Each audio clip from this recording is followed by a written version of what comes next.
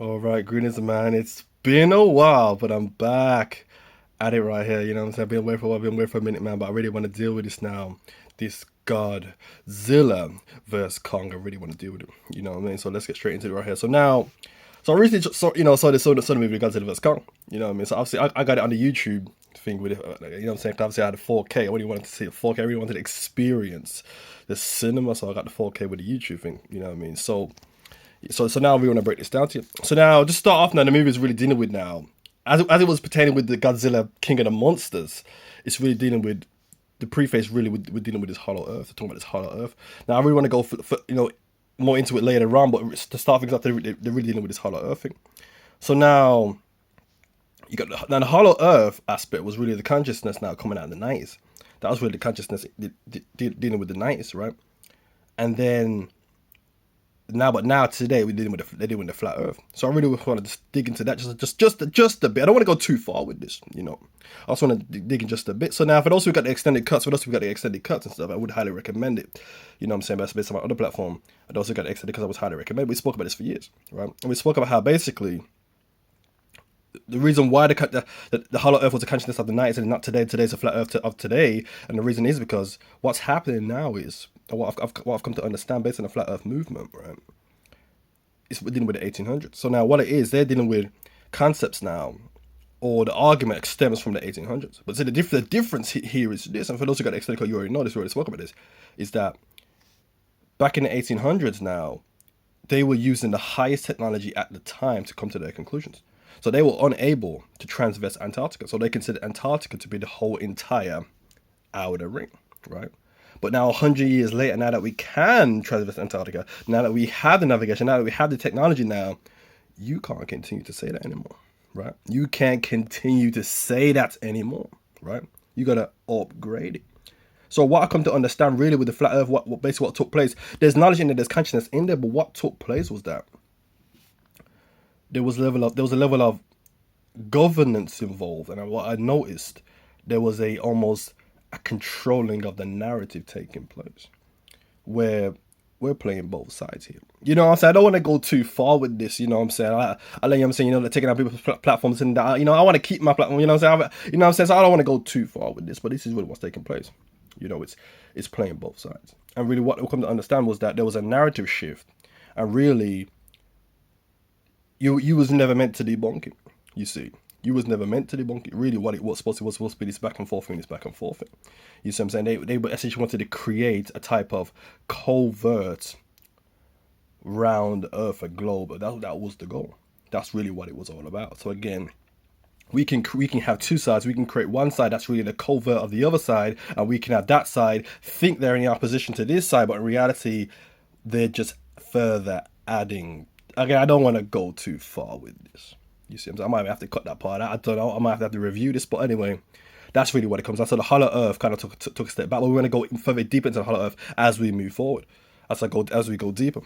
So now, obviously we know who Godzilla. So now I'm going to do Godzilla and Kong, those two characters right there. So as we already know who Godzilla is. We already know who that is, right? The Titan. We already know who that is. We already know who that is. I already want to deal with Kong. So now I took some time to really try and like meditate on Kong. I really understand what Kong would represent. Now, from my perspective, you can leave your thoughts in the conversation.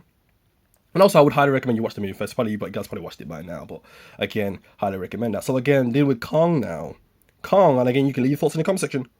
Kong really is Demiurge, and that's really what I come to understand. Kong is Demiurge. Really, that's really what it is. Or he's really an aspect. Really, Kong is really, to me, is an Indra type of character. For those who study that Hindu mythology and that Vedic mythology, you know who Indra is and what Indra does, based on the Rig Veda, right? So again, Kong to me seems more of this Indra type of Brahma type of demiurge character, you see. And that's really what it comes down. We're going to go further. As we move forward, I'll explain further why that point there, why he's demiurge, you see. So now Godzilla, obviously there was a shift in his, character in this movie. Before he was the kind of dumbed him down a bit. There's kind of like he was before he was Osiris, before he was the guy in the underworld. Now they made him Serapis, but in this movie he was his true self. It was almost like a Kali type of energy, really. He was his true self, really, which is what Godzilla's supposed to be. So there was a shift there, right? So again, we know who Godzilla is. You know, again, we're dealing with the Great Dragon. We're dealing with the Tiamat. We're dealing with in the beginning. You see, right? Let's see. Yeah, so in the beginning of creation, that's really what we're dealing with, right? So again, so now I want to talk about the scene now, and further explain why I say that Kong is Demiurge. So now there's a scene now where, again, spoiler alert, if you ain't seen it already, they go to the inner earth. They go into the inner earth. They follow Kong into the inner earth. They're using Kong to lead them to the inner earth, and basically this core and this energy. We're gonna talk about that later on. That's really what it comes down to, right? So so Kong is leading them to this inner earth. So now Kong, he sits on this seat. There's this big ass chair, and he sits on that chair, and then he has this axe, and this is where it gets deep. He has this axe. So now he puts the axe in the ground, then it's blue energy, so it's like it's charging. But when you saw it now, the scene where the pattern comes on the floor now, and it's a type of, I think they call it the Ouroboros now, with a serpent eating its tail, right? But that was Godzilla. It was a Godzilla drawing, but it was a Godzilla in the form of the Ouroboros serpent eating its tail. So again, showing how the Godzilla, and that represents God being in the beginning and in the end. Has no beginning, has no end. So really, again, we're showing how we're talking about beginning. We're talking about beginning of creation, right? Or before creation, you see, based on obviously the different mythologies that came before. But even in the Bible, they even got it even in the Bible too. You see, it's even in there. You see. But really, so now this is really what it comes down to now. So again, and that's what I mean by I say it's the Indra type of character, because again, he's got this axe that's made up of the same energy or responds to the same energy that Godzilla is made of. And that blue energy you see with the Godzilla, that's what that energy was, and that's what that axe kind of responds to and is reactive to. And he has an axe out of that. You know what I'm saying? So it's like what's that axe for other than to slay Godzilla? So he's trying to slay the great dragon. Again, this old mythology again reoccurring once again. That's what he's doing. So to me, Kong again is this demiurgic type of entity. That's really what it is. It's Indra. It's this demiurgic being. Again, leave your thoughts in the comments. Let me know what you think. But that's really what it comes down to. That's Kong, right? He's a demiurge, right? Indra type of character. And again, so now as again with the Hollow Earth now, this is what one of my theories was that basically it's like a double talk. Basically, the Hollow Earth aspect is a double talk, and what they're really saying is, on one level, it's like, okay, there could actually be something down there, Hollow Earth, blah, different, Bobby had talking about it as well, like different dimensions, stuff like that, or it could be a double talk, because again, we know that in the modern day mythology, right, they deal with essentially the Big Bang. We know about the Big Bang. It was the Earth's core, right, and then the Earth's core and the gravity and all that. Modern mythology, of course, gravity and all that, right? And then all the Earth's crust and all of that came round it, and that's what made it, right? So if that's the case, then the core then would be analogous or would essentially represent before creation. You see, so to say an inner Earth is like a double talk, as to say we're talking before creation here. We're talking pre. You say pre-flood. You know what I'm saying? We're talking that.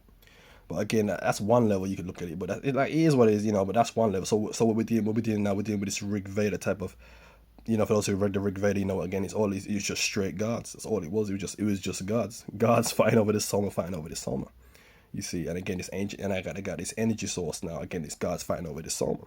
But again, it's Indra, and again, you got the great dragon. So again, that's really what it is. Kong is a demiurge. You see. So again, that's really what. So now I want to go into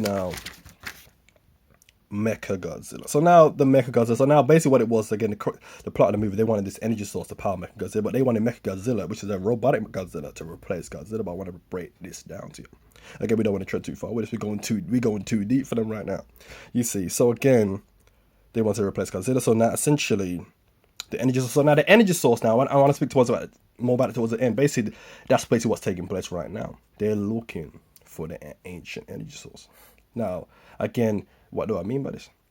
Again, based on the research that I've done now, and they've come to understand this even themselves, that the ancients really, and again, this may go over a lot of people's head and stuff like that, but the ancients, they really went beyond electricity. They went beyond it.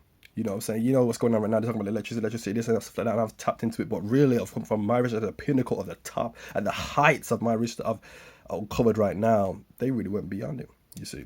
But again, I haven't really revealed that. Again, I've spoken about an extended cuts why that is, and again this and that. But that's really what it comes down to. They went beyond, and they're looking for that ancient energy source. They're looking for the energy source that the ancients was dealing with. That was the one piece of knowledge that they didn't leave behind. They didn't leave that behind, you see. So they're looking for that. That's why they're still digging it up. They're digging it up, digging it up. Because again, they're looking for that ancient energy source, you see. So now, when we're dealing with now the Titan now, when we're dealing with now the Mechagodzilla, the Mechagodzilla was made from the remains of, I think it was Hidora, the three-headed dragon, or Ghidorah, how you ever pronounce the name. That's what it was made from, you see. And the supercomputer, once again, because we're dealing with now, if that a being like, because the brain is the most advanced computer in the universe, the brain of that entity would be the most advanced in the universe. They can't replicate it. They can't create a man-made version, you see. And that's really what it comes down to. So again, Hidora.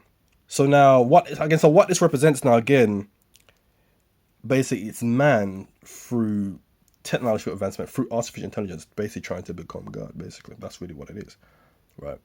That's really what that represents, really, because again, they want to replace Godzilla, the Titan, of pre-creation, but then it goes even deeper than that. Because again, why did they make a Mecha Godzilla? Why not a Mecha Kong? Why is Godzilla a threat more than Kong? You see, so let's talk about this. Why is Godzilla the threat more than Kong? And again, because that's really what it comes down to, based on the preface of what we already spoke about, because Kong is Demiurge, right? So again, they don't want to mecha Kong to fight Kong, because Kong is Demiurge and Kong is what. And again, you guys know what Demiurge is. We don't gotta go into that. That's, you know what I'm saying. But a Mecha Godzilla, that's the problem, because again, it's this destructive energy. It's this Tiamat energy. It's this. That's the problem. You know what I'm saying. So from that perspective, that would be the problem. That would be the issue that we gotta combat, really. You know what I mean? So again, the Mecha Godzilla, now you see why that would be a problem. So again, that's really what it comes down to. So again, they're looking for the ancient energy source. But again, you know, I haven't really gone too much into that, because again, what I've come to understand, and again, for those who got the extended cut, and I highly recommend you get the extended cut. We spoke about this. And we spoke about basically, the deeper I go into this knowledge, the deeper I go, the more science fiction it really becomes. You see, the more science fiction, right, it really becomes. So if I were to put something out here, like a video and all that, 99.999999999%, and it goes on to infinity, right, wouldn't even be able to understand it, right? Because again, but that's what I understand. That's my role here. I'm supposed to understand that which would be too crazy for anyone else to get, right? Anyone else to grasp. That's really why I'm here. So again, it's science fiction. The deeper I go into this, I keep an open mind. To it. It becomes science fiction. So why not just release some science fiction material? You know what I'm saying? So that's really what it comes down to. That's really the reason. Because again, that's really what it is. But once that day comes and once that's released, don't expect me to sit up here and then be like, no, that's not gonna happen. We've already addressed this. Somebody else has to take this seat. Somebody else has to take this, you see, this seat. And I take my seat with the Ridley Scotts. I take my seats with the Christopher Nolans. I take my seat up there with them, you see. So again, that's really what it comes down to. So again, man, that's really it. So again, it's a quick breakdown. We obviously we didn't want to tread too far with this, but again, at this stage, you guys should be doing the research. You guys should really know and be able to fill in the gaps yourself. So again, man, just a quick video right here. Hope you enjoyed the video. Hope you took some good information from this. All right, people. Thanks for watching.